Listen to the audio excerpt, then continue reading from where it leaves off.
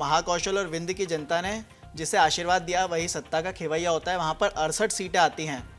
विंध्य की अगर मैं बात करूँ तो 30 सीटें और महाकौशल की 68 सीटें।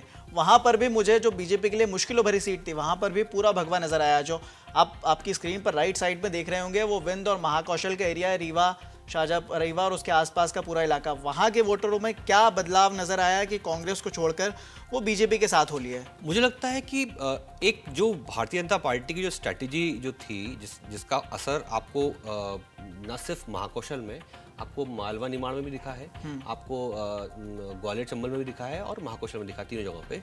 जब जैसा भी हम इंदौर का भी जिक्र कर रहे थे, तो इंदौर में जो प्रचंड जो बहुमत इंदौर साइड आप देख रहे हो उसमें डेवलपमेंट के साथ साथ एक बहुत बड़ा फैक्टर कैलाश विजयवर्गीय भी है।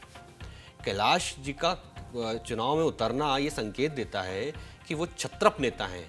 वो जो पॉलिटिक्स करते हैं वो हिंदुवादी पॉलिटिक्स के साथ साथ बहुत सारी मुद्दों पे बात करते हैं। तो एक हिंदुवादी फेस भी है और एक ऐसे लीडर हैं जिन्होंने आज तक हार देखी ही नहीं है। तो उनका भी उतरना ये बताता है। आप जीतू पटवारी का हारने किसी ने सोचा था उस समय कांग्रेस? इंदौर की 9 की 9 सीटें इस बार बीजेपी के खाते में, बड़ी बात है। कैलाश जी ने, आप याद करूंगा स्टेटमेंट, उन्होंने शुरुआत में ही कहा था कि 9 की 9 सीटें आएंगी बीजेपी के पास, और वो आई और पूरी आई। मतलब कि आप सोचो ये जो बीजेपी का मास्टर स्ट्रोक था कि तमाम दावों के बाद, तमाम योजनाओं के बाद अगर आपको जीत सुनिश्चित करनी है तो किस तरीके से भारतीय जनता पार्टी अपना सब कुछ दांव पे लगाती है, ये उसका उदाहरण है। तो महाकौशल में वही हुआ है। महाकौशल के साथ एक तमाम अच्छी बातों में एक नाराजगी जो थी वोटर्स में या वहाँ के लोगों में, वो ये मान के चलते थे कि हमारी सुनवाई कम है, हमको बाकी इंदौर या भोपाल से अलग क्यों समझा जाता है। उनको ऐसा लगता है वहाँ के लोगों को। उनको लगता है कि महाकौशल का आदमी फ्रंट पे क्यों नहीं हो सकता, महाकौशल की सुनवाई क्यों नहीं है। कई सारे वहाँ के लोगों से मेरा जिक्र हुआ, जो वहाँ के जो कारपोरेटर्स थे, जो बिजनेस के लोग थे, या जो वहाँ के ऐसे लोग थे जो उद्योग धंधों में बहुत करीब जुड़े हुए थे, उन लोगों से मेरी बात हुई। तो उनका भी ये कहना था कि कई सारे ऐसे उद्योग थे जो ग्वालियर में चले गए, जो हमारे यहाँ आने चाहिए थे।